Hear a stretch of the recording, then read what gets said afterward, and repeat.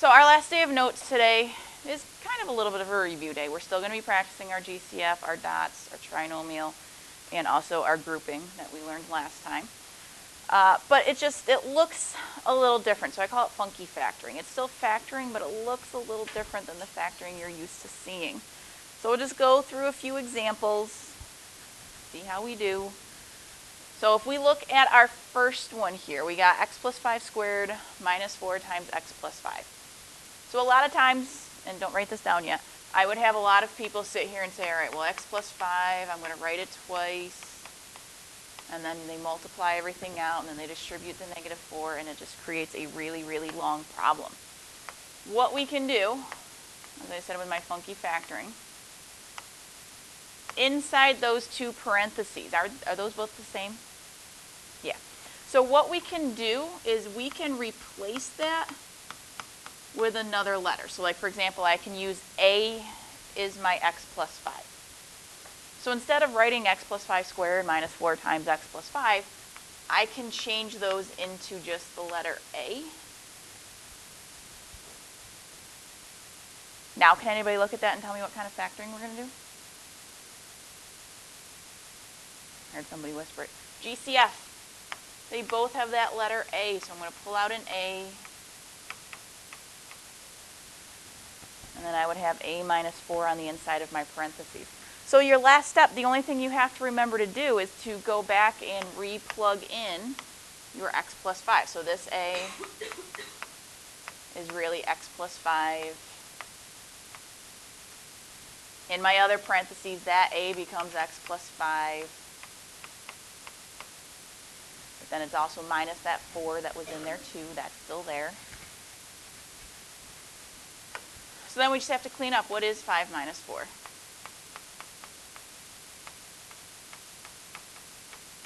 1. So we get x plus 5 times x plus 1.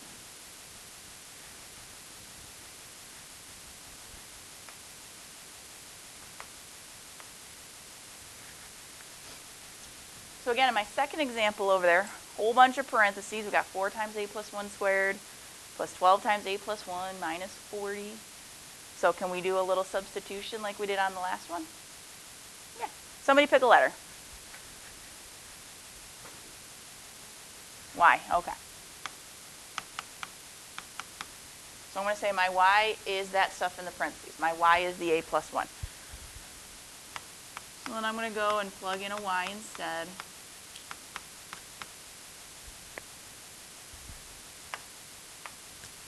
So again, when we're going through our steps of factoring, we got to look first. Do we have a GCF? Yes. What is it? 4.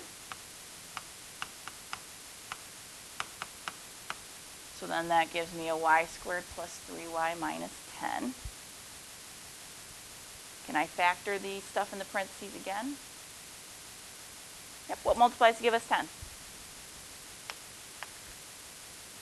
5 and 2. And we can definitely get a 3 out of our 5 and 2. If I do y plus 5 and y minus 2.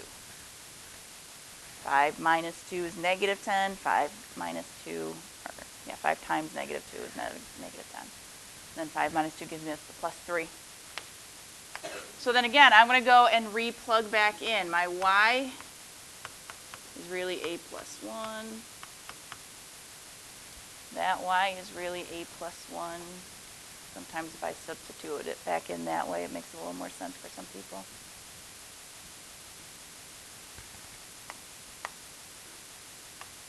So 1 plus 5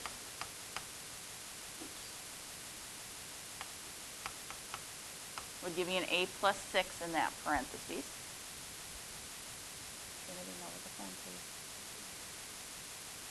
And then 1 minus 2 would give us a what? Negative 1.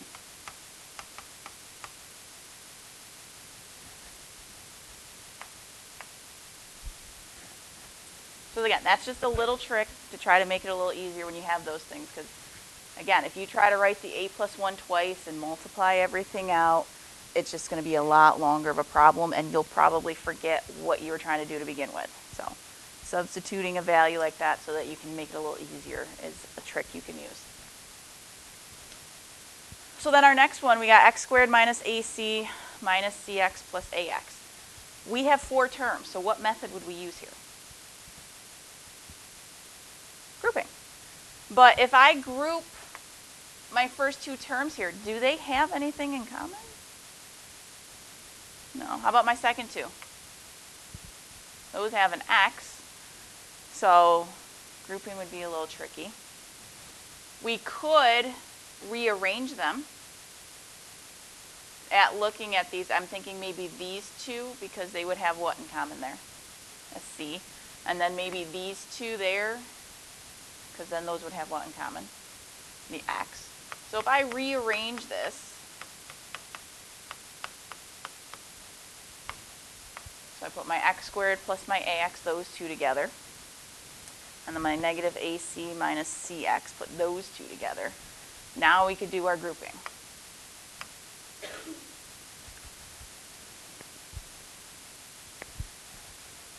So our first one has a GCF of x.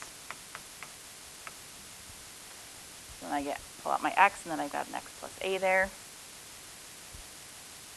Last 2, as we already said, our GCF was c, so I'm going to actually pull out a negative c, though, because that first term is negative. And I get a plus x. Well, is a plus x the same as x plus a? Yeah, what property allows us to change that order? Commutative. So that commutative property, we're still good here. These are still the same. So again, remember, we pull that out front. That's our GCF there. And then we got x minus c, because that's what's left in the other one.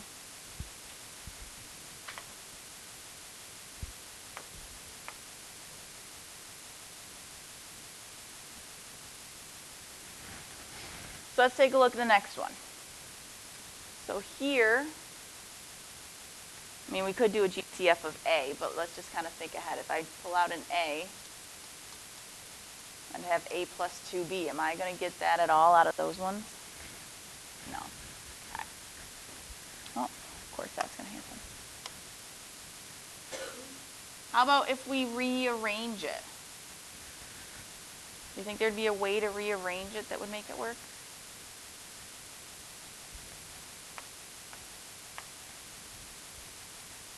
I don't think so, because there's really, I mean, you could put the 2ab with the b squared, but then again, it doesn't really give you much with the a squared and the minus 16. There's no GCF really there, and you wouldn't get your common parentheses. So for this one, though, if I look at just these first 3 terms here,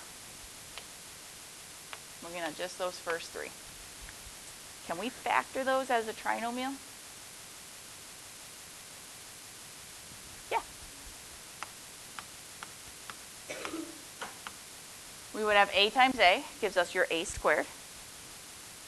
What multiplies to give us the b squared?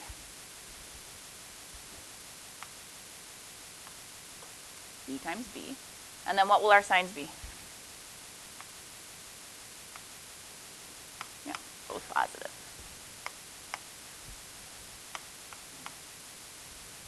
And then we still have out there at the end, we still have our minus 16. That didn't go away. It's still there. I just haven't manipulated it yet. So then remember, since this is both a plus b times a plus b, we can write that as a plus b squared minus 16.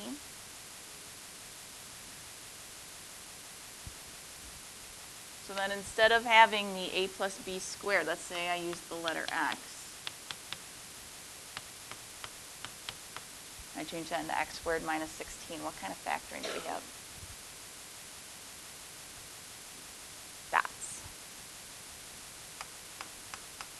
X minus 4, and then x plus 4.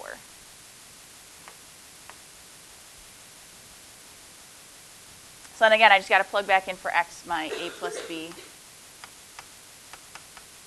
So I have a plus b minus 4.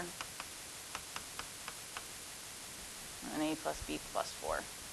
That one was one of the longer ones. Hopefully we don't see any of those, but you never know.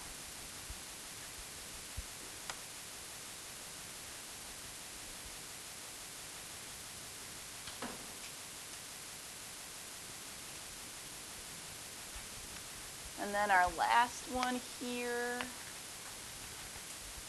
we have k to the fourth minus 4k squared plus 8k to the third minus 32k plus 12k squared minus 48. A couple of ways we can go about this. Actually, really no, one way to go about this. Instead of groups of 2, though, this time, we can do groups of 3. So group the first 3, group the last 3. What's our GCF within the first 3? K squared. So then we get k squared minus 4 plus 8k.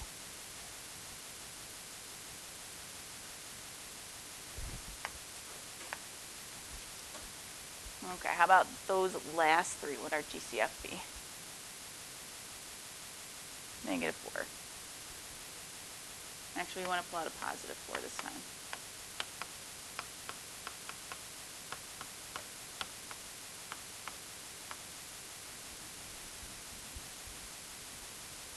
Did that work for us? Are our parentheses the same? No. So then let's go back. We probably need to fix something. Clearly, we don't want to group 2 and 2. Or, I'm sorry, we don't want to group 3 and 3. Well, no, the groups have to be the same size. So we could try 3 groups of 2.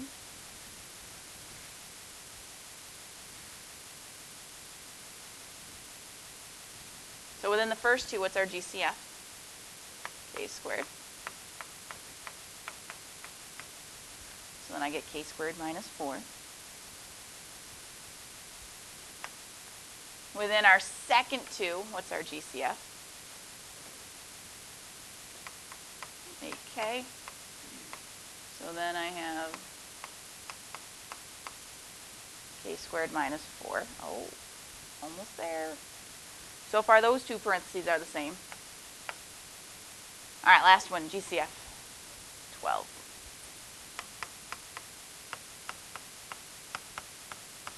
And yet again, we've got a k squared minus 4 in our parentheses. There we go. That's what we need to see. Parentheses need to be the same. So if you group it one way, it might be wrong. That's okay. Just erase it. Group it a different way. See if you can figure out the answer that way. So here, our GCF amongst all 3 of our terms there is the k squared minus 4. So I pull out my GCF. Inside would go my k squared plus my 8k plus my 12.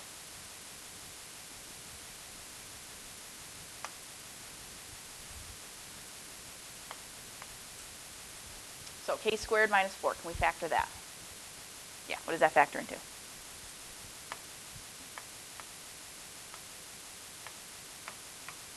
minus 2, k plus 2. Or the other way, k plus 2 times k minus 2. Either way, both those are there. Looking at our other trinomial to figure out if we can factor it or just simply bring it down. What multiplies to give us 12? 2 and 6. Can that add to give us 8? Yeah, so that means it is factorable again.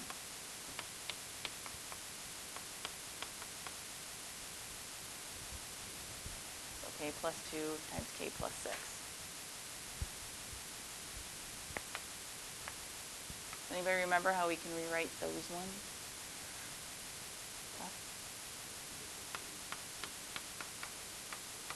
Yep. And then your k minus 2 and your k plus 6. Oops.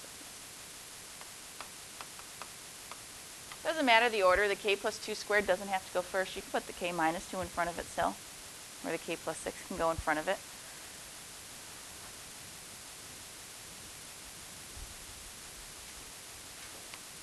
So the last kind of factoring we're going to be doing today, and this is going to be coming back a lot throughout the year, is difference in sum of cubes. So it's got to be a perfect cube. So remember, a perfect square means it's one number times itself gives you that answer. A perfect cube means it's just multiplied 3 times. So for example, 8 is a perfect cube because it's 2 times 2 times 2. 27 is a perfect cube because it's 3 times 3 times 3. So what happens now with our cubes as far as your exponents goes is if they are divisible by 3.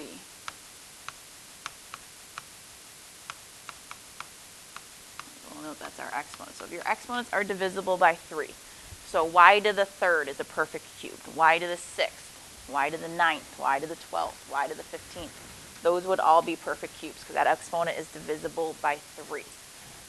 So that's the key thing there. So difference of two perfect cubes, what that means, well, it doesn't even have to differentiate. So like a to the third plus b to the third. That's a perfect cube, although I should have a minus sign there because it is difference. A sum of a perfect cube would be like a to the cube, or a cubed plus b cubed. So those are difference in sums of perfect cubes. So the way this factors, a represents some number or letter that is being cubed. So when we're factoring it, your first parentheses is just whatever a and b are, not a cubed and b cubed, just whatever a and b are. Inside here would be, sorry, I keep thinking I'm doing sum first, guys, I'm sorry. That first one is a minus b. I got it backwards in my head. Inside here would be a squared plus whatever the two terms multiplied are plus b squared.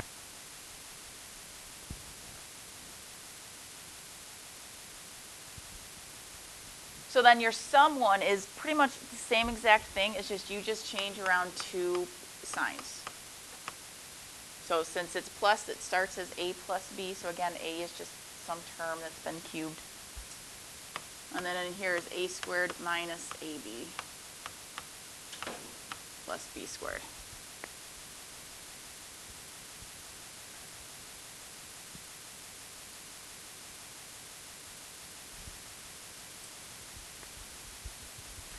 So let's take a look at number 1. So as I'm factoring this, because this one is a subtraction, I'm just going to be looking up here at my rule, and I'm just going to be applying that rule to it. So we have y to the third minus 8. So what I have to first figure out, what is the cube root value of each of those? Because that's what I'm actually going to be using. I'm not going to be using y to the third and 8. I'm going to be using y and 2. So up above, wherever I see an a in my problem here, I'm going to be using a y. And wherever I see a b, I'm going to be plugging in a 2. So again, since it's subtraction, I'm going to be following the difference rule up there, which just starts off with a minus b, so it starts off with y minus 2. And then inside the second one, it says a squared. Again, a is just whatever your first one there is, so my first one is a y, so that's going to be y squared plus a times b, so I'd end up doing my y times my 2. And then plus our b squared. So again, our b value is a 2, so I'm going to square my 2. So then just to clean it up a little bit, because we can't leave it with the 2 squared in there, this would be y minus 2 times y squared, and then y times 2 gives us 2y, and then 2 squared gives us 4. So this ends up being our final answer.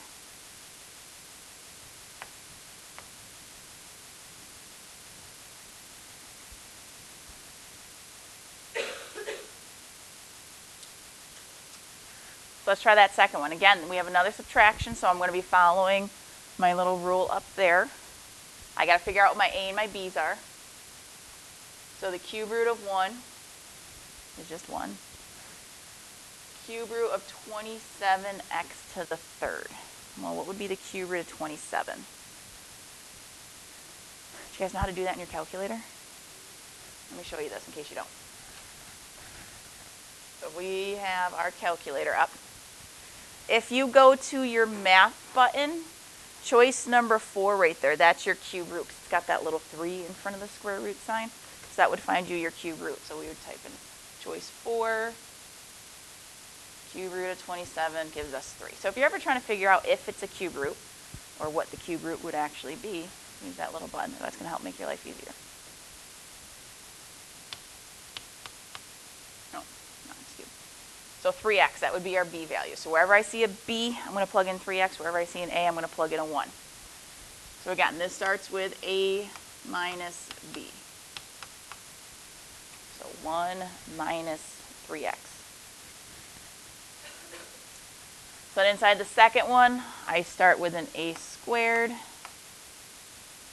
So again, my a is a 1, so I'm going to do 1 squared there. Plus a times b. So 1 times 3x. And then plus my b value squared.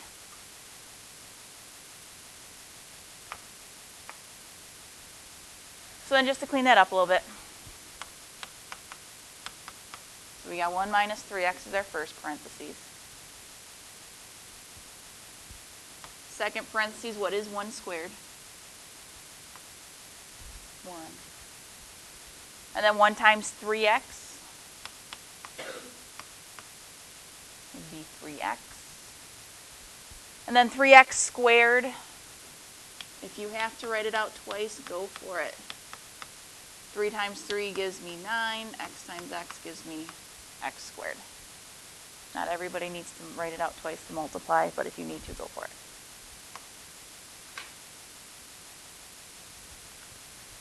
And that's our final answer.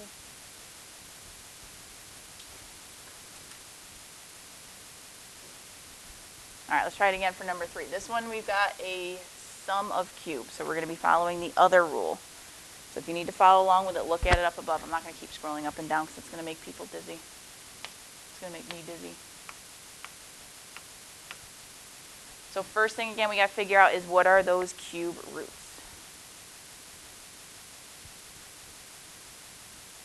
So what is the cube root of 8? 2, and then it would be x to the third. Yeah, you just divide the 9 by the 3, so x to the third. And then cube root of 125? 5. So that first parenthesis would just be your a term, so that first term plus your b term, so 2x to the 3 plus 5.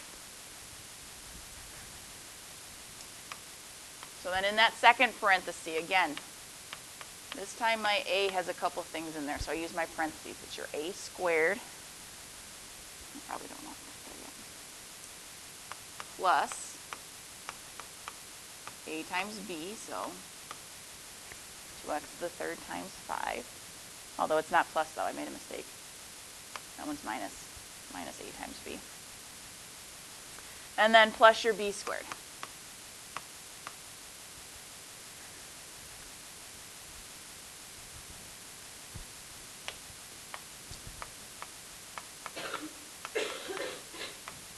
So 2x cubed plus 5 in our first one. What do we get when we do 2x cubed squared? Does anybody know? Well, what's 2 squared? 4. And then you multiply those exponents. That's our power to a power rule, if you remember. So that gives us 4x to the 6th. Again, to help you multiply, if you need to, write it twice.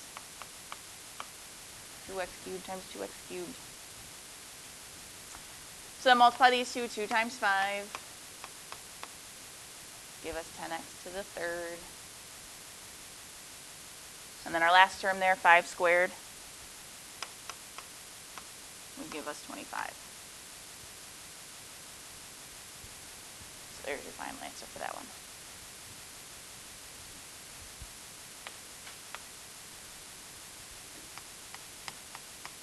We're not going to do 4.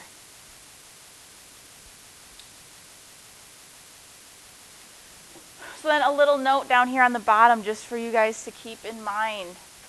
If we recall, x minus 2 squared is not x squared minus 4, because remember, you would write it twice and distribute things out, so you would end up with x squared minus 4x plus 4. That's what that actually equals. It's not simply x squared minus 4. And the same is true when you have it cubed. X minus 2 cubed does not mean you just cube the first term and you cube the last term. There's a whole bunch of terms in the middle there. So you got to keep those in mind.